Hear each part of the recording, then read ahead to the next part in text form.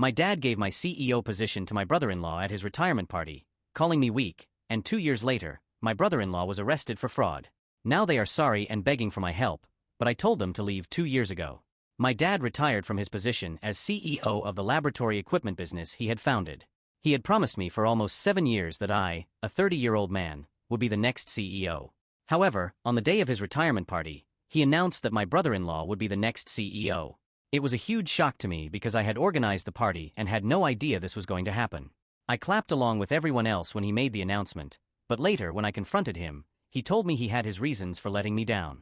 Apparently, my brother-in-law Zach, a 34-year-old man, was more of a son to him than I was, and my dad saw me as a disappointment.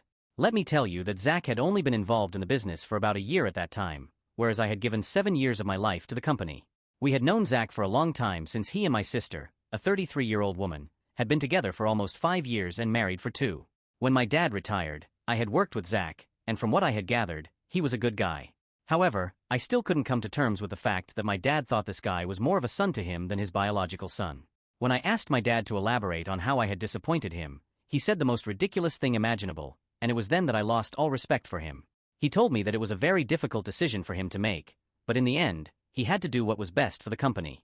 He believed that someone as mentally weak as I would never be able to be a good leader, which is why he chose Zach to take his place. My dad believed that Zach had more qualities like him than I did.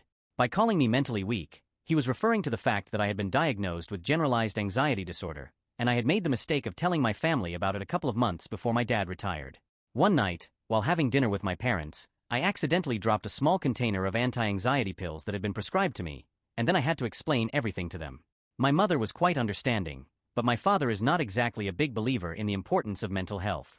He thinks that being tough is the solution to everything. After I told him I had anxiety, he started losing faith in me. I should mention that my anxiety never affected my work quality, and I never let it get to the point where it would make me less capable of leading a company. I'm pretty sure that many people in management positions deal with anxiety and manage it without letting it interfere with their work.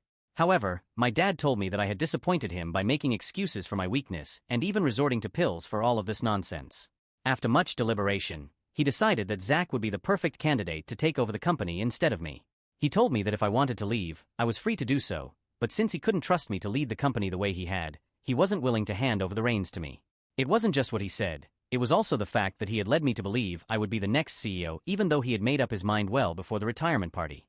It was really hurtful. That night, I left the party early and never spoke to my dad again because he had really hurt me. At the end of the day, it was his company, so he could choose whoever he thought was the best choice. If he thought that my anxiety would get in the way, I had to respect his decision, but I didn't have to stick around and tolerate that kind of disrespect. So, I resigned, and within a couple of weeks, I started working elsewhere. The only person from the family I have kept in touch with is my mother.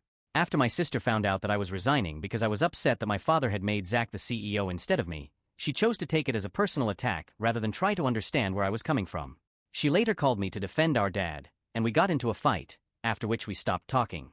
For the past 2 years, I have not spoken to my father or my sister, and obviously, I've had no contact with Zach. Occasionally, I speak to my mother and check on how she's doing. We try to meet at least once a month, and every time we meet, she tries to persuade me to make things right with my father, but I'm just not interested. About a week ago, my mother called me frantic.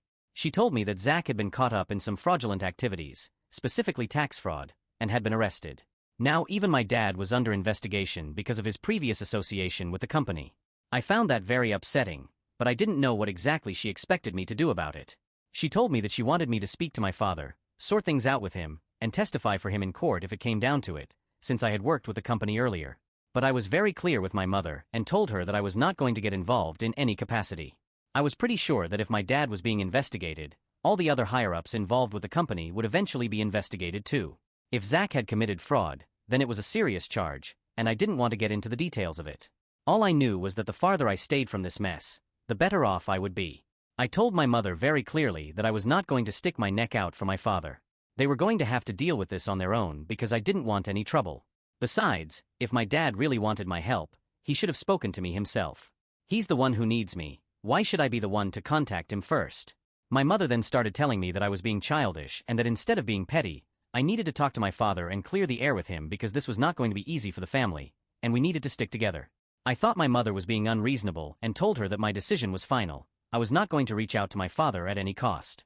She then got mad at me and said that I was selfish and heartless because even when the family was going through so much, all I cared about was what had happened 2 years ago.